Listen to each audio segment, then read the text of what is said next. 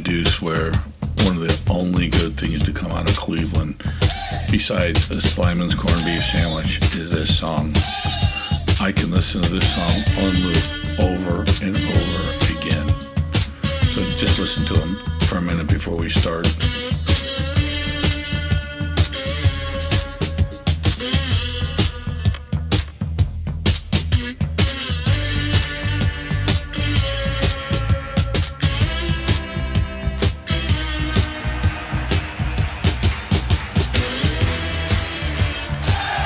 Okay, you know it's going to be a good one when you hear that music. Like and subscribe, I don't even care anymore. We're going to be changing the format here, and you losers that just sit and listen, you just won't have access. So, podcast is going to be about the great bug out fantasy. Again, we've discussed this. I'm guessing it's the same people that can't like and subscribe, that can't scroll down and see that we've already discussed it, but in good faith, I will go over it again. Now, I'm not going to do the same thing again, because that's what the tactical false prophets do. I'm going to approach it from a different angle. I'm going to go at it almost in an essay format, and then I will add things if I feel like it. If I don't, I won't. You gotta keep in mind that this is my personal belief. I would never tell you not to go and bug out if things were getting bad. What I will tell you is no matter how bad things seem to be getting, they're going to be a lot worse if you get out in the middle of nowhere and you don't know what the hell you're doing and you haven't practiced and you don't have the necessary resources that you need. The great bug out fantasy. All right. Here we go. There is a particular species of preparedness fantasy in which the music swells, civilization collapses before launch, and our hero calmly lifts a color-coordinated backpack from the closet. He or she strides past the stalled traffic, bewildered neighbors, and the flaming remains of modern society towards a secret wilderness sanctuary. Yes, there are lawnmowers going in the background. I have no control over that. By sunset, he has built a cabin, trapped dinner, established radio contact with at least 3 countries, and developed cheekbones suitable for the movie posters. Nobody asked whether he remembered his high blood pressure medication or why his 72-hour bag weighs approximately the same as a giant refrigerator. This is the great bug out fantasy, the belief that leaving home automatically equals survival. Sometimes evacuation is absolutely necessary. Wildfires, flooding, chemical release, extreme structural damage, civil orders, or a genuinely unsafe neighborhood can turn in staying home into a remarkably efficient and fast way to get yourself and your loved ones hurt if you don't leave when you absolutely have to. But departure is not a personality. It is one option inside a larger emergency plan, selected because facts support it, not because a fellow on the internet who wore camouflage while reviewing a folding saw said to do so. I urge you, let's first interjection here. When you watch your preppers online, these false prophets that want to sell you everything, including air, look at what they're wearing. Look at their camis. Look at their t-shirts. Look at their, we used to call it 782 or deuce gear, their web harnesses and their holsters, and look at everything they have. Is it worn?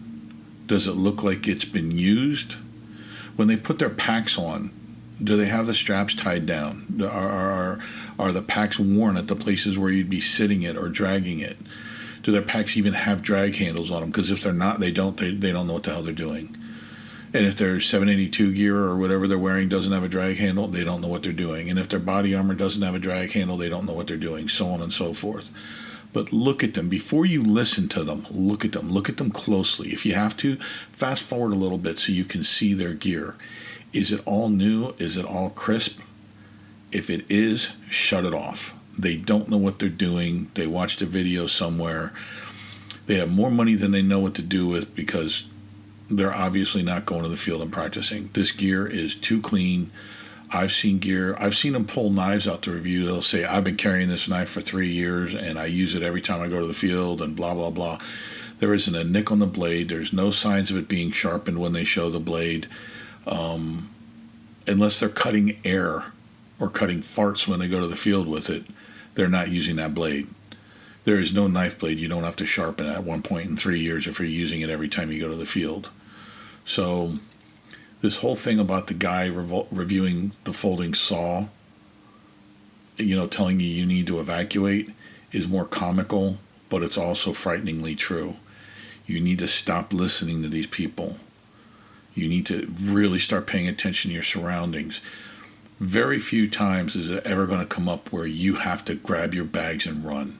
And trust me, when that time comes up, you will know it. You will know it.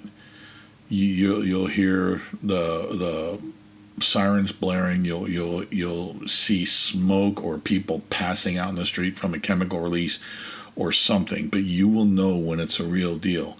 If the storm has gone for 3 or 4 days and you live in a large body of water or a river or something like that, and it's just been a deluge for 3 or 4 days, and you're seeing on the news the water's rising, don't wait to be told to evacuate. Of course you're going to evacuate for something like that, but make sure it's for the right reason, not just because you want to feel like a celebrity in a movie. Make sure if you bug out, it's for a reason, and you need to be prepared for you, your loved ones, your pets, everything else. You can't just grab a bag and run. That's what they do in the movies. That's not what you're going to do. You got to be a stand-up guy or girl and do the right thing and take care of everyone, not just yourself, which means building bags for everyone, which means some kind of pet containment system that you can carry your pets and get them out of there. That means you have to have food for everyone, including your pets. That means you have to have medication for everyone, including elderly and handicapped, if you have to take them. And I'm going to tell you something. I'm not going to redo that podcast, but I did do a podcast on prepping with the elderly and prepping with the handicapped. You got to go look for it. I'm not going to do it again. And if you're too lazy to, screw you. But these are things you need to take into consideration. The central question is not, can I flee dramatically? Most adults can flee dramatically for at least several yards. The question is, will leaving this place improve the safety of my household after accounting for roads, weather, fuel, medical needs, destination, timing, communications, and the other humans who have also discovered the concept of leaving? That calculation lacks romance of vanishing into the timberline, but romance has poor calorie density and performs badly in the rain. If you don't know what that means, man, I really hate to explain everything I typed. I know I type at a high level, but I'm trying to dumb them down. I'm sorry. And I'm not saying they need to be dumbed down. I'm just saying I don't type like I talk, so bear with me. The episode will lovingly dismantle the fantasy and replace it with something less cinematic and far more useful, a decision system. We will discuss when to say, when to stay, when to go, what to carry, where to go, how to practice, and your family survival plan cannot depend on everyone suddenly becoming younger, quieter, fitter, and mysteriously delighted by sleeping on gravel. Remember that.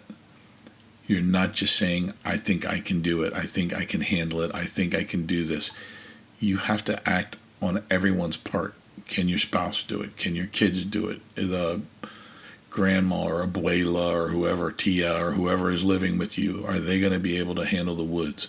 Are they going to be able to handle moving over great distances? If not, you need to rethink your plan. You're responsible. All right. The first real chapter. Your house is already a survival system. It's the least glamorous fortress, and you already own it. Your home is not merely the place where utility bills breathe. It is a weather-resistant box containing water, clothing, food, sanitation, tools, medicine, documents, beds, and enough miscellaneous hardware to start a small and poorly organized civilization.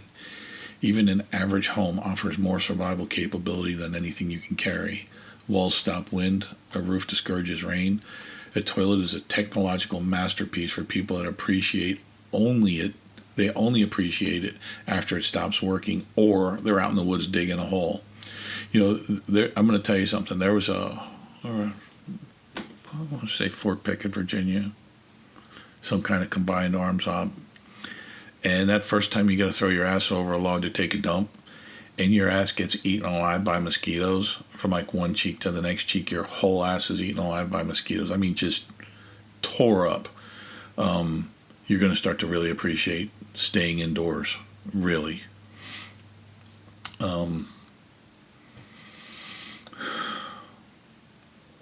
Yeah,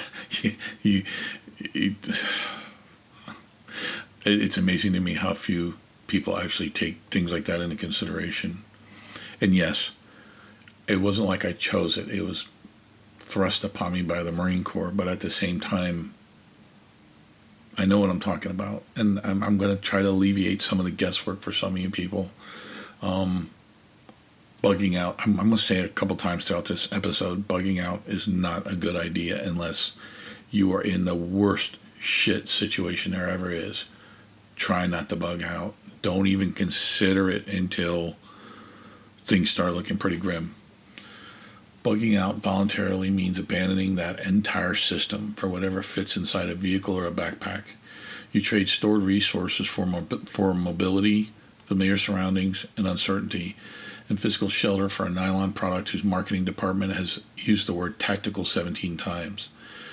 That trade may be justified, but it should never be treated as free. Every mile increases exposure to traffic, weather, injury, mechanical failure, misinformation, and other frightened people making decisions with the same serene judgment normally observed during discount television sales. On Black Friday, I might add. Think about this. For some reason, the first guy to step up to the plate and wants to be the first to bug out is also the same guy that always arrives late to work, or at least far too often, forgets their work ID at least twice a week, at least one component of their work uniform every day is missing, or honestly has no idea what day of the week it is. This individual has taken no steps to improve the fact that their memory functions more like a black hole sieve than a retention device and will simply not write anything down for memory purposes. Yet somehow this individual wants to go running into the dark wilderness to survive. I'm guessing they will drive 150 miles, drag entirely too much gear into the woods, and realize they have a weapon with no ammo, dehydrated food with no water or water purification method, and flashlights with dead or no batteries. That's basically where most preppers lie, in that zone. And I know I'm being harsh, and I know I'm being critical, but I'm going on the emails. And like I said, we're just south of, it's either 7,000 or 7,500 people listening, not subscribers, but people listening on analytics across all the platforms we're on. And you can imagine I get a stack of email questions.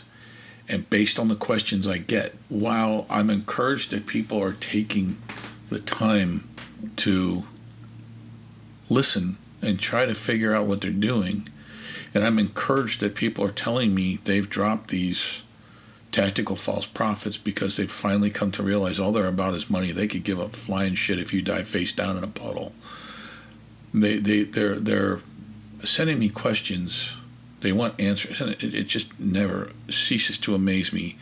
They always want something for nothing. I always reply back one sentence: have you liked or subscribed? And I never get an answer.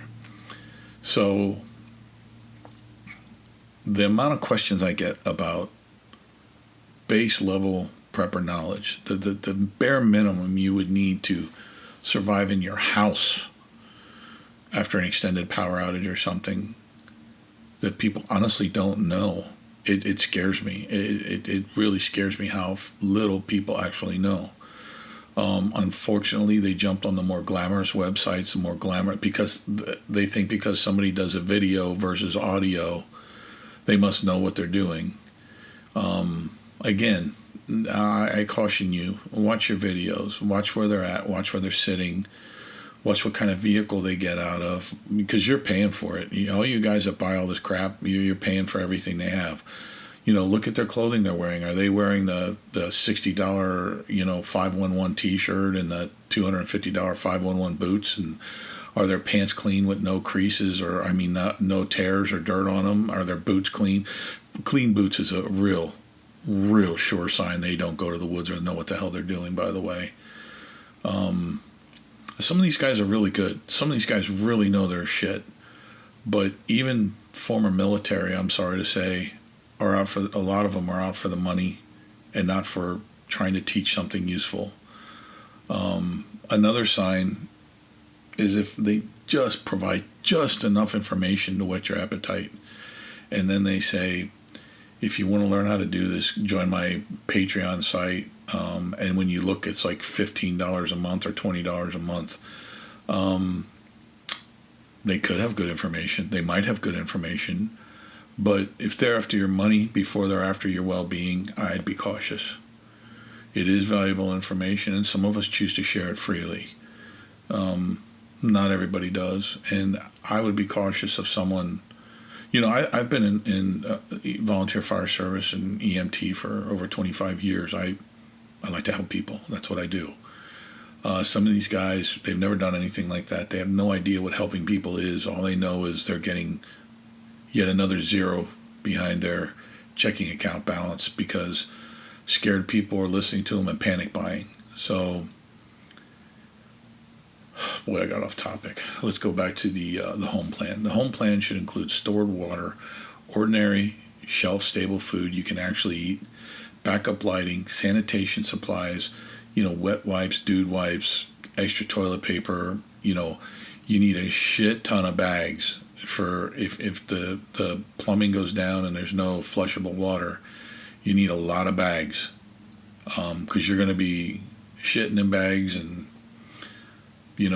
throwing that shit out, and that's a whole nother podcast. Sanitation, honestly, or podcast episode, I should say. It goes into great detail why you do what you do with it, how you do it, and there's a lot there, and it's kind of disgusting, but it's something that needs to be done. Back to the home plan. Fire extinguishers are required. You should have a fire extinguisher on every floor near the exit.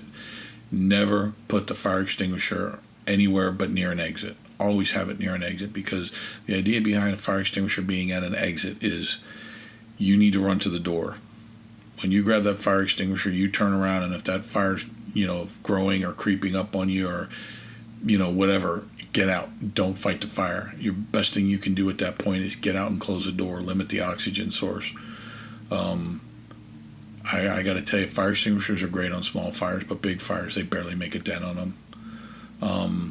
In some places, it can push the fire towards curtains and stuff, and that's another problem altogether. So just think about that before you go lighting off a fire extinguisher. Make sure you know what kind of fire extinguisher you have. I mean, there used to only be 3.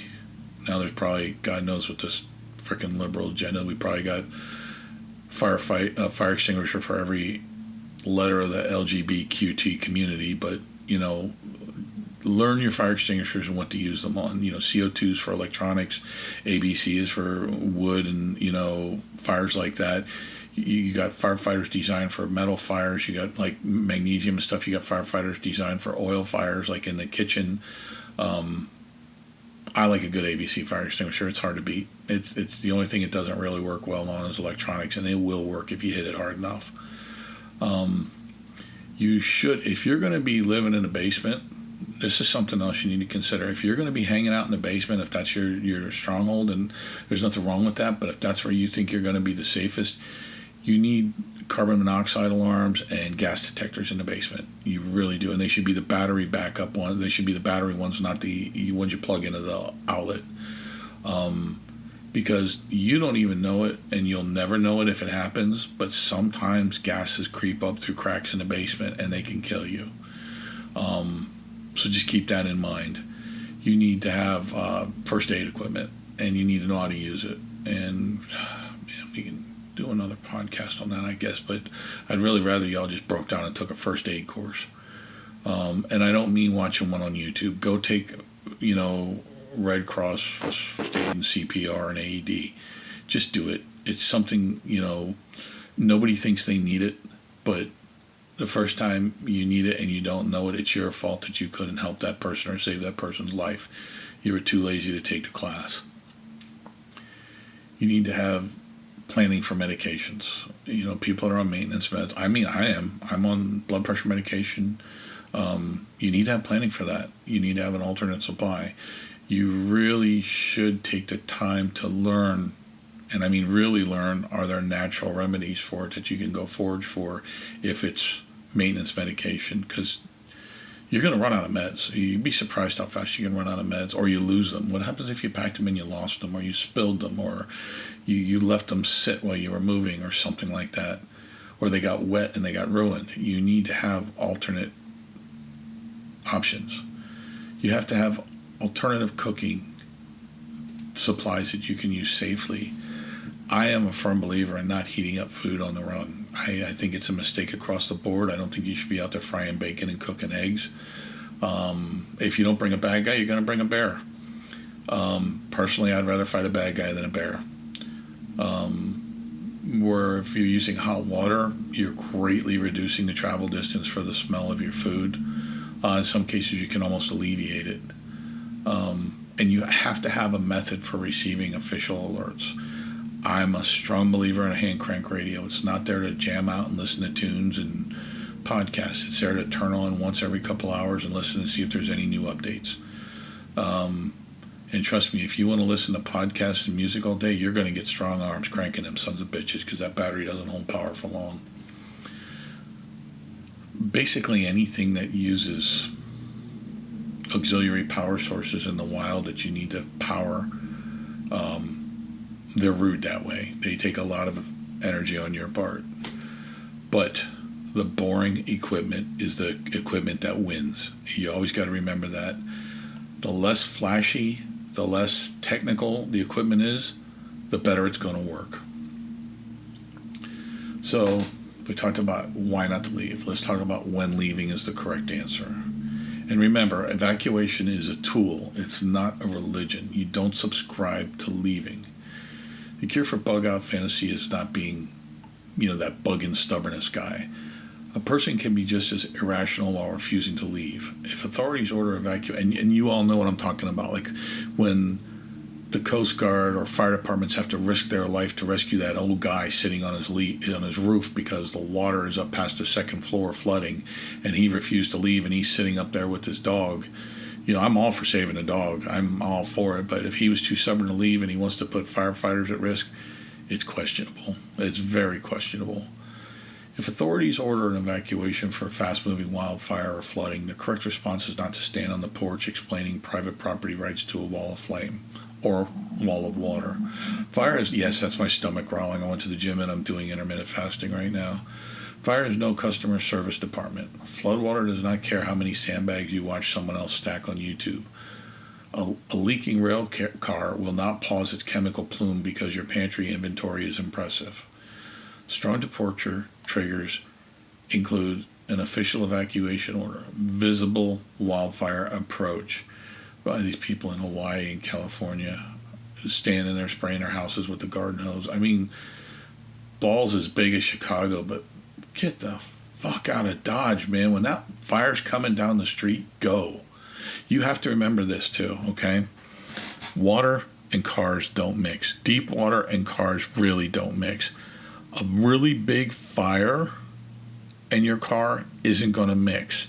Why, you ask? Because first of all, you're going to flood your engine compartment, and I can't tell you how many vehicle rescue calls we've been on because somebody thought they could get through water and they couldn't. And again, that's putting my life at risk because that person was a fucking idiot. But in a big fire, that oxygen is being consumed very rapidly by the fire, so fast that it's creating its own weather system. Another strong departure trigger would be something that happened that would cause structural instability, earthquake or something like that. Once that happens and the house is not stable anymore, it's time to get out.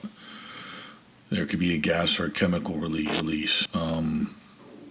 You got to be paying attention. You hear sirens blaring or see people running down the street or people running down the street with a gas mask on, something's probably wrong. Loss of the ability to heat your house in the middle of winter when the wind chill factor takes it down to 30 below zero. If you can't heat your house and you don't have adequate stuff to keep yourself warm, you really need to think about moving in that situation, especially for medically vulnerable people.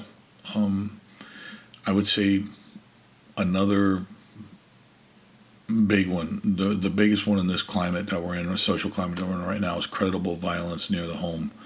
Rioting and stuff like that, gangs moving through an area, get out, don't wait and see if they hit your house or not. There's all the people that always want to say, well, you make your house look like, it was already hit and this and that and everything else. No, don't take a chance. Bad guys don't care how creative you are. If they're that desperate that they're moving through in gangs, breaking up houses and kicking in doors and stuff, they're still going to check when they go by. It's just it makes no sense to stand your ground against an overwhelming show of force. The trigger should be written before the event, because human beings under stress become magnificent attorneys for whatever they already wanted to do. It probably won't get worse, as what is thought has served as the opening sentence of countless disasters. People saying to themselves, it can't get any worse. And then it gets worse. So keep that in mind. Create 3 levels. Green means remain alert and prepare.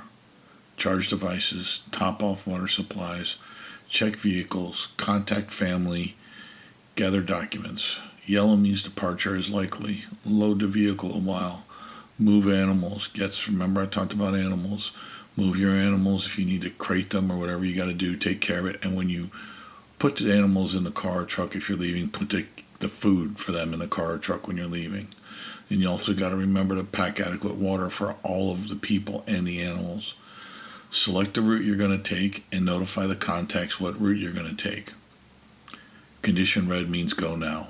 Not wait for another sign, not let's see if it gets any worse. None of that shit. When you get to condition red, when you communicate with family members or whoever's in your mag or whatever, red means go. Each threat that needs measurable triggers. Treat each threat as it needs measurable triggers. Don't just say if there's a fire, run. Don't just say, if it starts to rain, as soon as it starts to rain, leave because it could flood.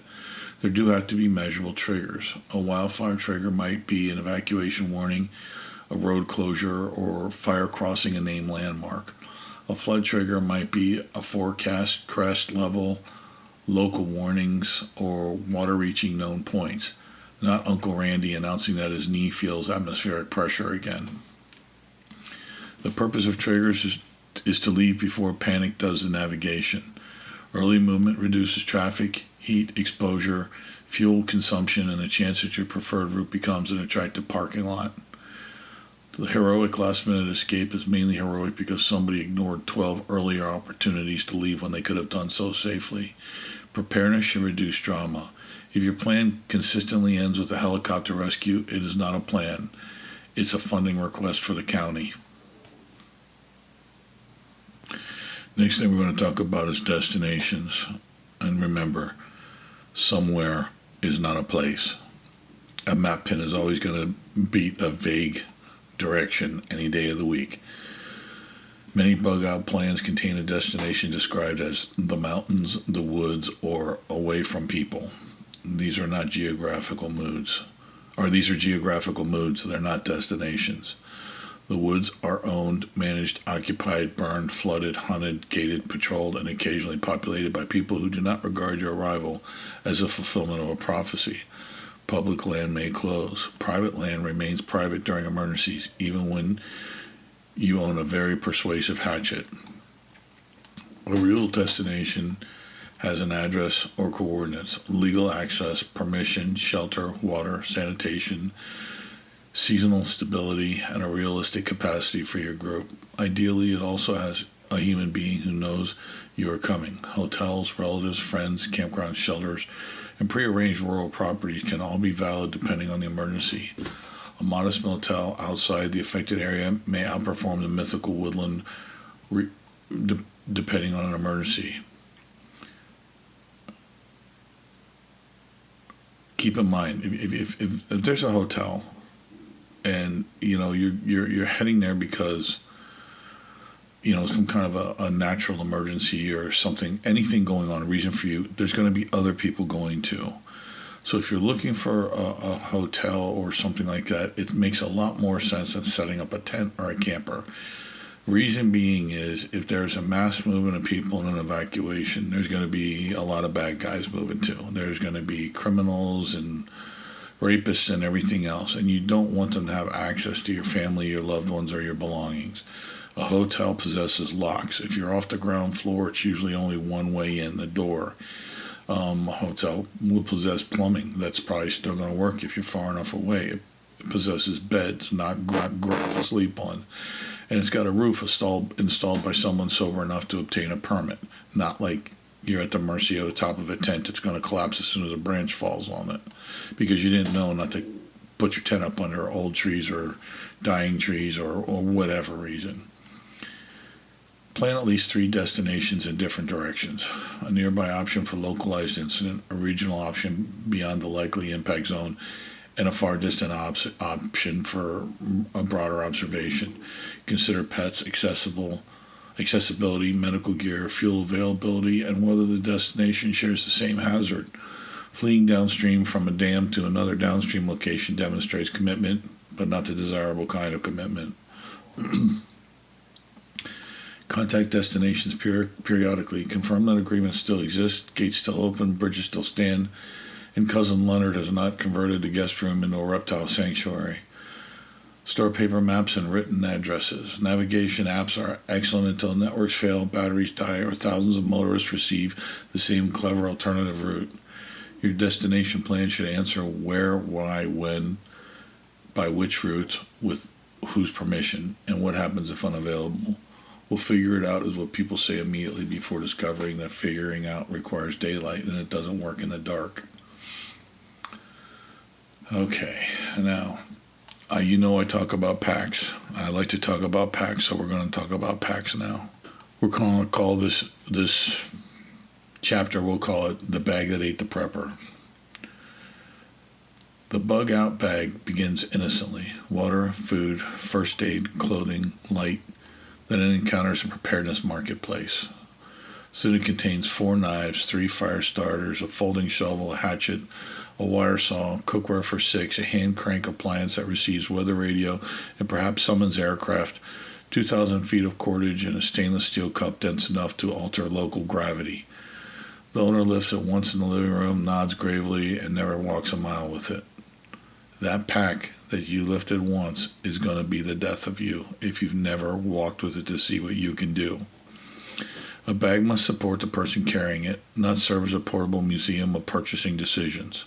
This is what I'm talking about with these damn tactical false prophets. The bag supports you. It's not your eternity. Weight depends on the fitness, terrain, weather, distance, and medical condition. Remember, fitness? There it was, the first condition. There is no sacred percentage that turns a bad judgment into doctrine. Start with the lightest system that covers water, weather protection, essential medication, paper map navigation, possibly communications, definitely first aid, lots of calories, small amount of lighting, basic hygiene, modest repair capabilities. Then test it outside where hills have not read the product description. You don't want to go somewhere that's inherently user-friendly to test a pack, because wherever you're fleeing to isn't set up probably to be user-friendly. You want to wear that pack somewhere where you got to climb, go between trees, crawl under stuff. You got to do all that. And to be honest with you want to see if the pack's going to survive.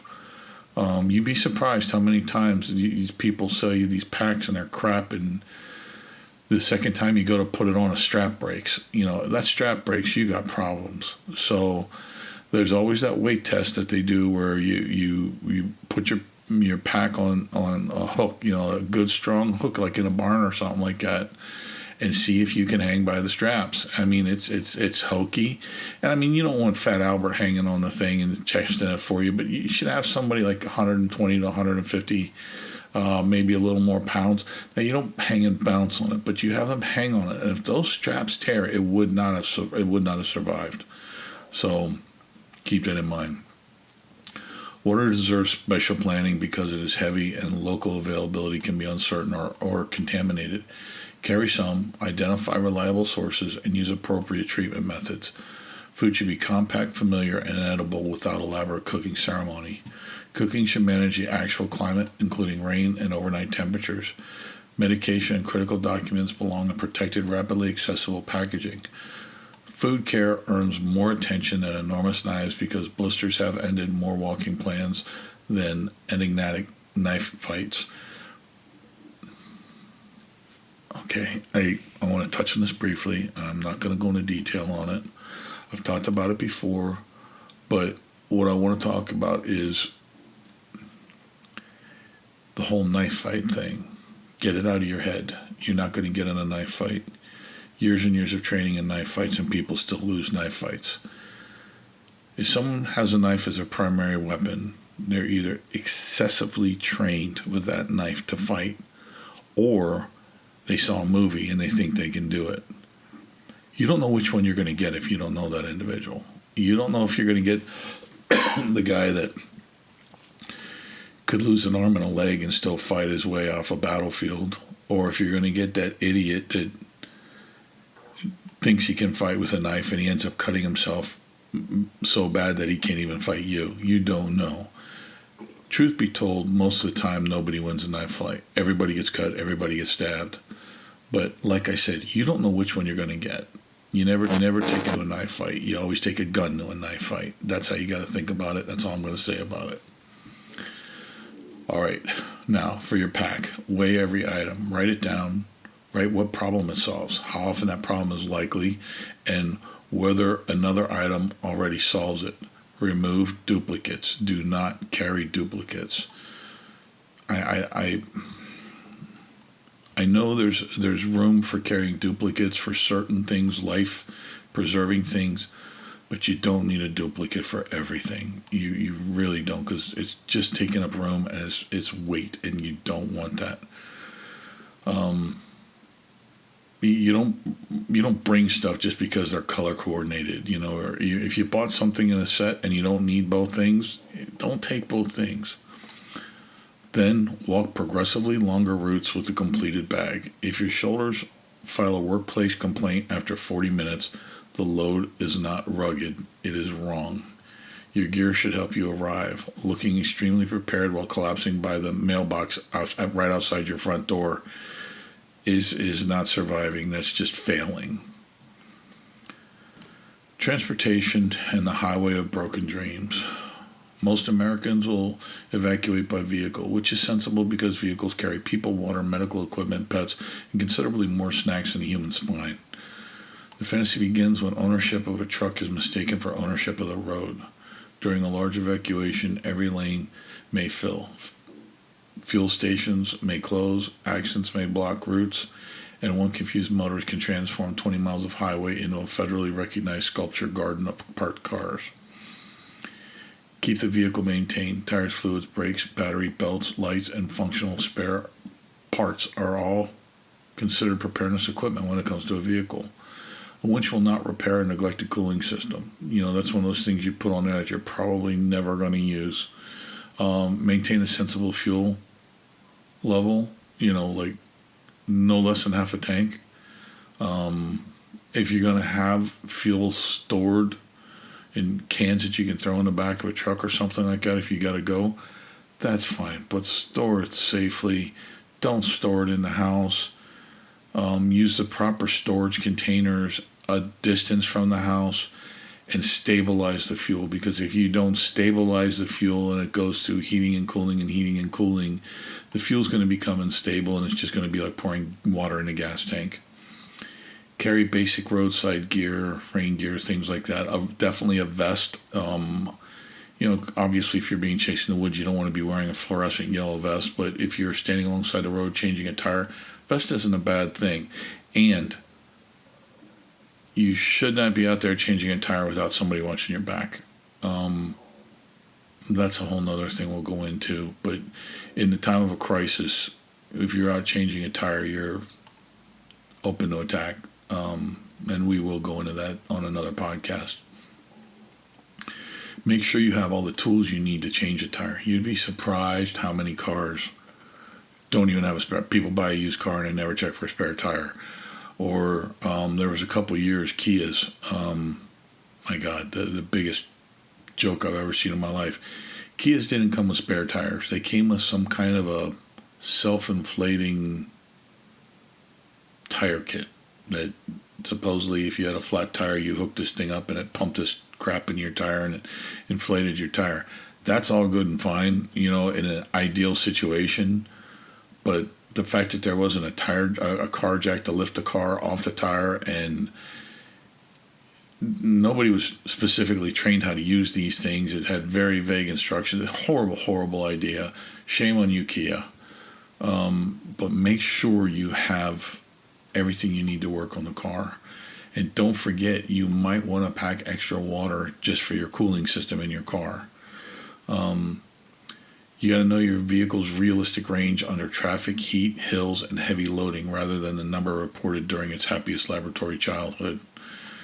So saying your truck will go 300 miles under perfect conditions, realistically, maybe 2.5, 225. If it's an older car, maybe 200. If it's in bad shape, maybe it won't make it out of your driveway if you haven't taken care of it. Keep these things in mind. Build primary, alternate, and emergency routes. Like we said, 3 routes. Drive them in daylight and darkness. Note flood prone underpasses, low clearance bridges, construction, seasonal closures, choke points, and places to stop safely. Include turnaround thresholds. You got to say, okay, we're going, and we, for whatever reason, this isn't going to work. We got to be able to turn around and go back. Or traffic is slowing and it's slowing and it's slowing and you're moving away towards nothing and it's slowing more and you're moving more into nothing. Get out of there. Turn around and go.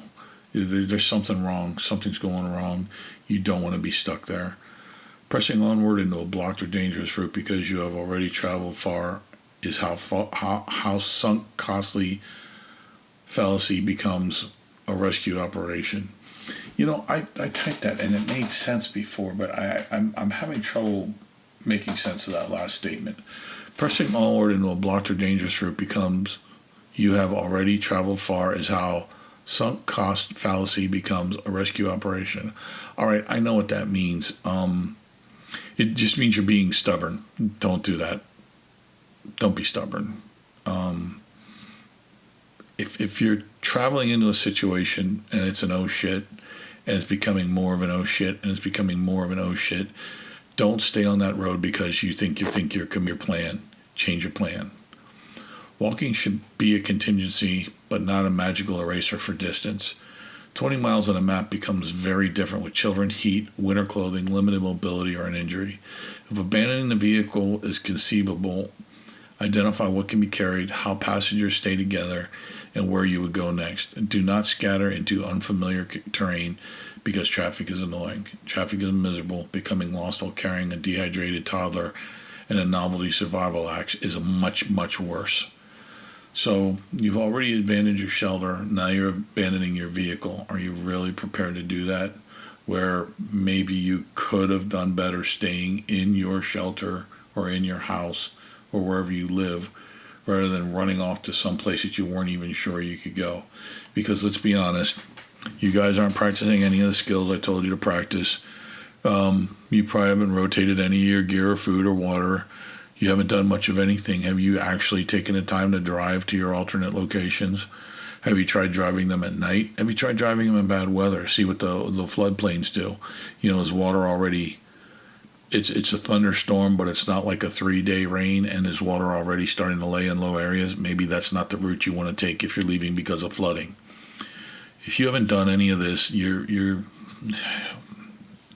going to be a statistic anyhow, so don't even listen any further. Family, pets, and other uncooperative variables. Solo bug-out fantasies are beautifully efficient because imaginary dependents never cry, limp, forget their shoes, refuse food, need insulin, or become emotionally attached to a 40-pound bag of dog kibble. Real households include children, older adults, disabled family members. Disabled family members, pets, work schedules, school locations, and at least one person who will ask whether it's time to take a shower after the evacuation order arrives. Assign responsibility by ability, not by theoretical rank. Decide who retrieves medication, who handles pets, who shuts off utilities when appropriate, who loads the vehicle, and who contacts the out of area person. Keep written instructions where household members can find them. Establish meeting points near home, outside the neighborhood, and outside the region. Choose a contact beyond the affected area because local calls and networks may be overloaded. Practice a communication plan without turning the exercise into boot camp for people who did not enlist. This means don't make it unattractive to anyone. Make it so that everyone can play along, everyone can be successful. Don't be throwing curveballs and stuff the first time you do this. That's okay down the road probably, but don't be getting that super creative. Not everybody's as into this as this is your Mando Joe. Pet planning requires carriers, leashes, food, water, medication, vaccination records, waste supplies, and destinations that accept animals. A frightened animal may hide or run, so waiting until smoke arrives to discover that the cat can enter another dimension is poor timing. Children need identification, comfort items, simple explanations, and tasks appropriate to their age. Medically vulnerable members may require backup power, refrigerated medication plans, mobility equipment, or earlier than normal evacuation long before conditions threaten healthy adults. Now, this is one that I'm personally affected by because I have a handicapped family member that I would need to evacuate. I'm telling you, I'm not going to wait till the sirens blare, the sheriff knocks on the door, meteorites start crashing through the front porch. I'm not waiting for any of that. If shit hits the fan, we're going to be ready to go long before the roads fill up, long before the toilet paper's gone from the shelves of the store. We're not going to sit around and wait. I highly recommend if you're in the same condition, you do the same. The household standard is the slowest safe member, not the fastest person wearing running shoes.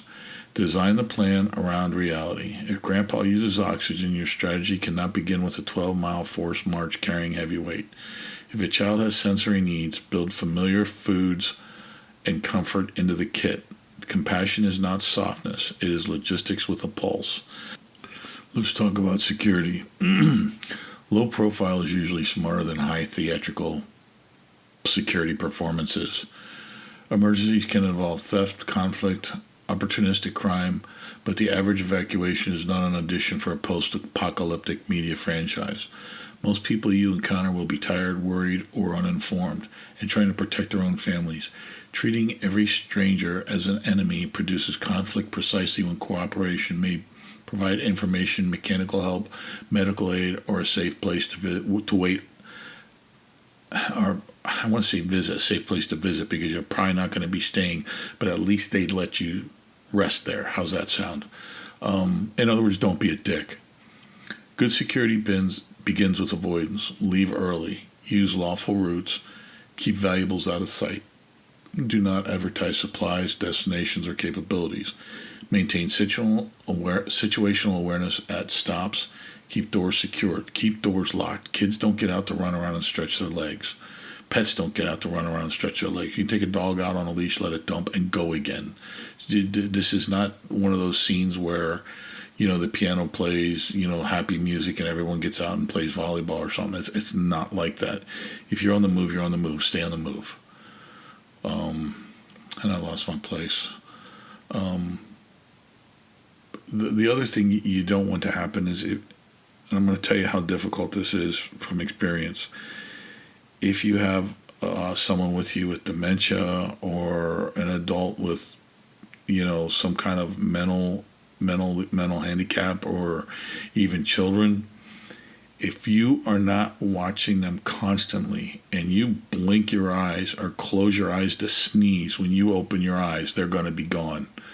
This is not the time to practice your tracking ability. If you keep them in the car, that's one less thing you have to worry about. So I'm not saying be cruel and not let them out and stretch their legs and get fresh air. I am saying you need to maintain control of the situation. Don't be a Nazi about it. And maybe make a stop somewhere where you get out of the car with,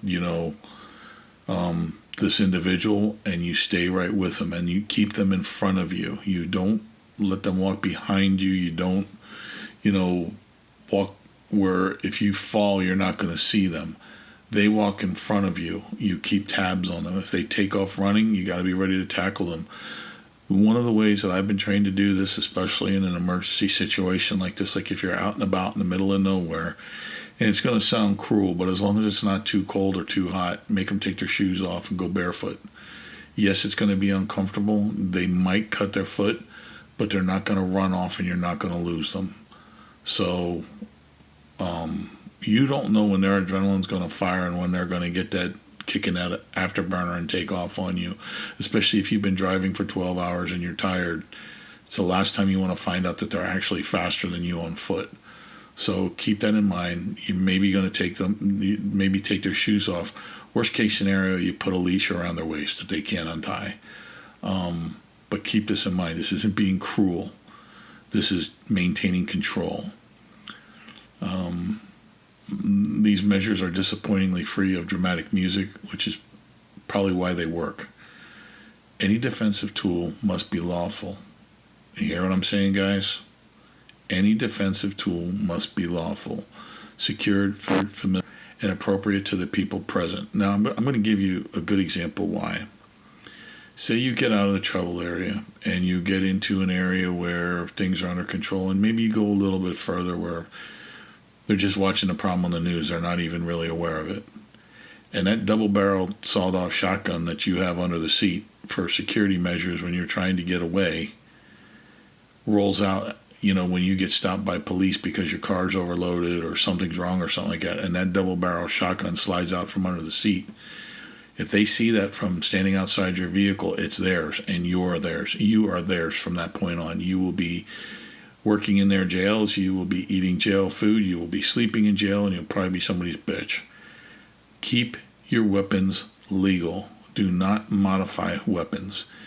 You are not in Armageddon, you're getting out of a flood. Laws can change across state lines.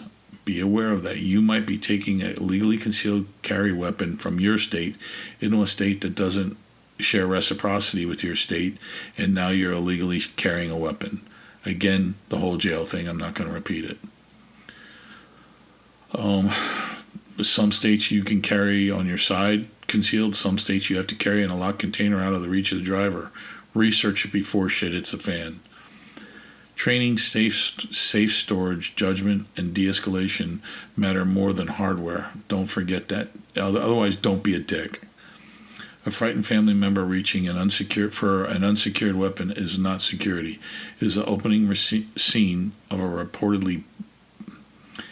Let me start that again. I'm getting really tired. A frightened family member reaching for an unsecured weapon is not security. It is the opening scene of a report nobody wants to write. Community relations are another form of security. No trustworthy neighbors, local emergency channels, and people with complementary skills. The lone survivor image is compelling until the survivor needs a second person to move debris, watch a child, repair a vehicle, or stay awake. Humans survive difficult conditions by cooperating long before someone invented a backpack with laser-cut webbing. Be observant, discreet, courteous, and prepared to leave a deteriorating situation. Winning an avoidable confrontation is merely losing with extra paperwork. Communications. Stop shouting at a dead phone. Yeah, I can see that. Remember, a cell phone or a radio, it is not knowledge in plastic form. It is a tool. Just because you have a radio and you don't know how to use it is a recipe for disaster. You might as well not be carrying it at extra weight.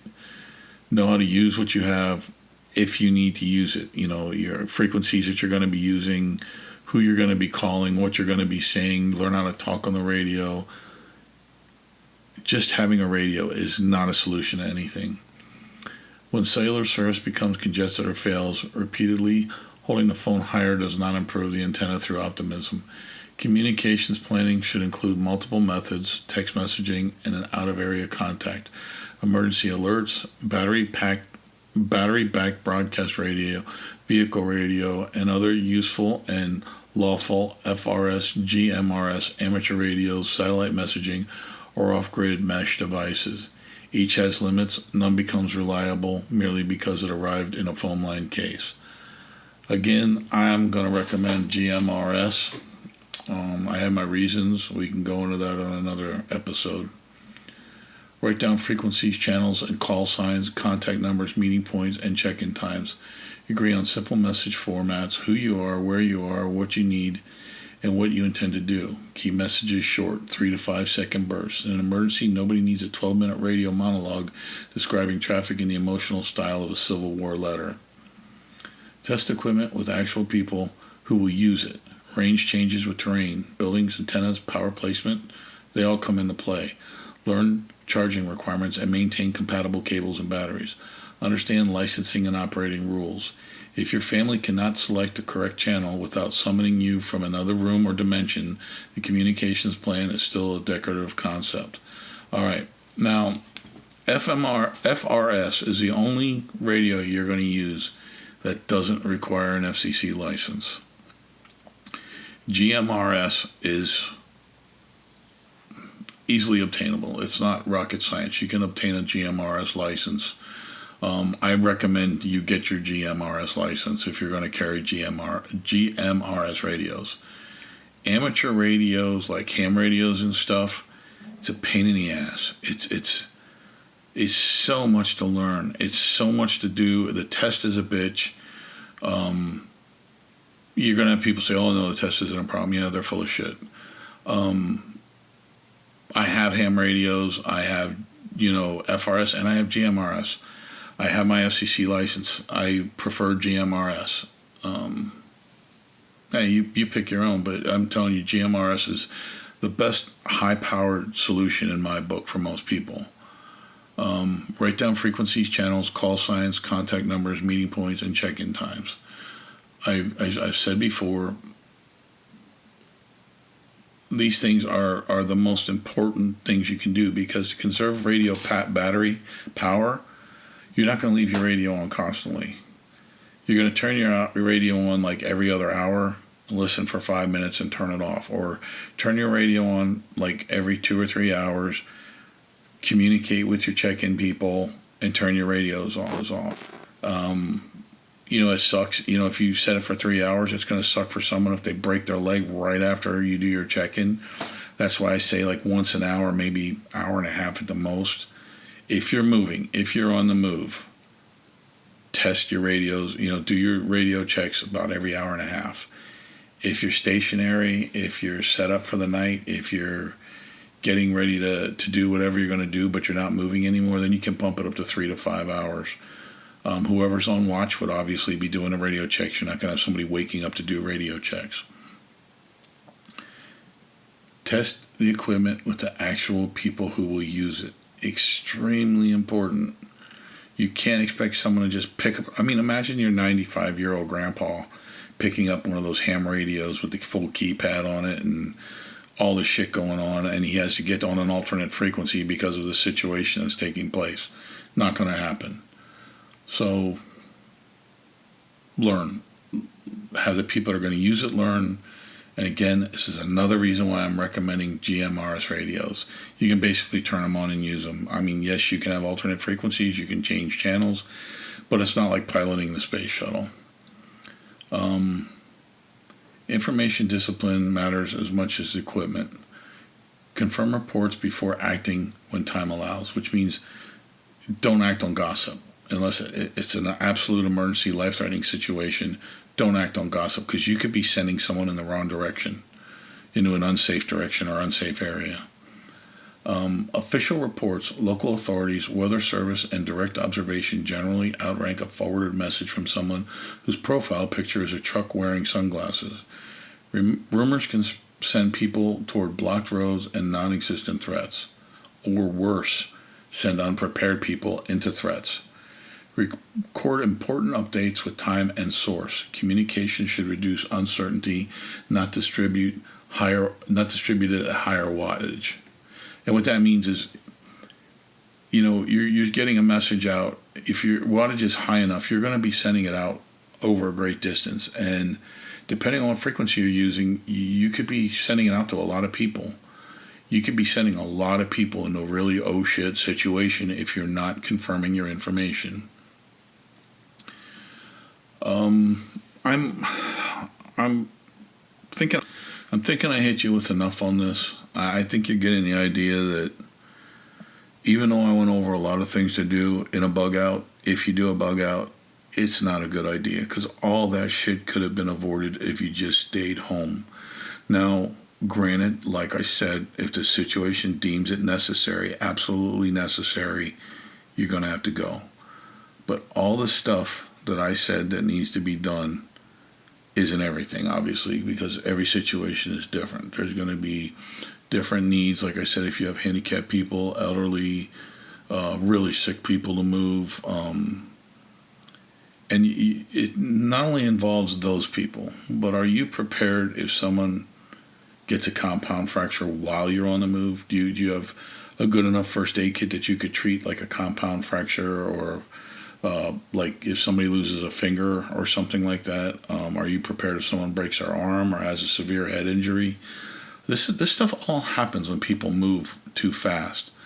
Are you prepared for water rescue? If you're evacuating a flood and you get into a position where your vehicle gets stuck in deep water and you need to evacuate your vehicle, are you a strong enough swimmer to grab Grandpa and drag him out of the water? If not, you probably shouldn't have, taken that route. You probably should have been more aware of where you were going. You should have planned it better. What are you going to do with your pets? You get into deep water. What are you going to do? Let your cat go? Your cat's not a duck. It's not going to swim away. And I'll tell you, I think there's a special place in hell for people that don't think about their pets in a situation like this. You got to keep your pets in mind. You got to keep your bug out stuff realistic. You're not being realistic, like I talked about earlier. As soon as you hear the words bug out, music starts playing in your head and you're standing out there on top of the mountain planting a flag, calling it your new home. That's not realistic. You have to know roads can fail. Power fails. Your vehicle can break down. Injuries will happen. You're going to run out of food before you know it. I'm telling you right now, especially if you have a family of 4 or more. Doesn't matter how well you plan, you're going to run out of food before you know it. If you don't have water purification or water treatment, means you're going to run out of water before you know it. You've gone from a well-oiled evacuation machine to people dying along the side of the road. I'm going to heavily recommend against bugging out. I know that pisses off some of these false prophets, these tactical false prophets, because that's one less pack they can sell. That's one less solar powered, toilet flusher they can sell, or a flashlight with a laser pointer that'll hit the space shuttle in orbit that they can sell, or some kind of assault weapon system somebody can't sell you. But the truth be told, if people care about you and your well-being, they're going to take the dangerous options away. Telling you to bug out if you're not prepared to do so is just putting you in harm's way. You are not going to make it if shit is really going south really, really fast. You're thinking, well, we'll get in the car, we'll do this, we'll do that. Yes, the same thing is going through thousands of other people's minds. Roads can only support so many vehicles. Before you know it, you're going to be stuck in traffic. So you've not only left the comfort of a house, now you're at the mercy of a vehicle that ran out of gas 20 minutes ago because you had to run the air conditioning to keep your significant other from pissing and moaning. Do not consider bug out unless it's a final option. And if you want to be in a position to consider bugging out, prepare. You can have a lot of that stuff in your car already. The basic life essentials you can have in your car. You can have 2-3 days worth of water in your car. You can have 2 or 3 days worth of food in your car. You can have blankets and comfort items in your car, coloring books for kids, whatever. You can already have that in your car. It's less stuff to have to throw when the fire is running down the street towards your house. So you need to prepare. If you're not willing to prepare, fortify the house you live in, because you're not going to just throw the kids in the car and go. It doesn't work like that. It's not successful. You know, we live in a population where 60% of us are under the poverty line. Do you have enough credit on your credit card to stay in a hotel? You know they run credit, right? You know you got to they put like 3 days hold on your credit card for the price of the room for 3 days. Are you going to have 3 days worth of credit on your credit card to stay in a hotel? You know, do you or are they going to be taking credit cards? Maybe they're only going to be taking cash. Do you have 3 days worth of cost of a hotel room and cash on you? These are all things you need to consider. Bugging out is bad idea. Bugging out is a bad idea. Not going to say it again. Just prepare if you're considering doing it. All right. Yeah, that's all I got. Watch your six. Peace out.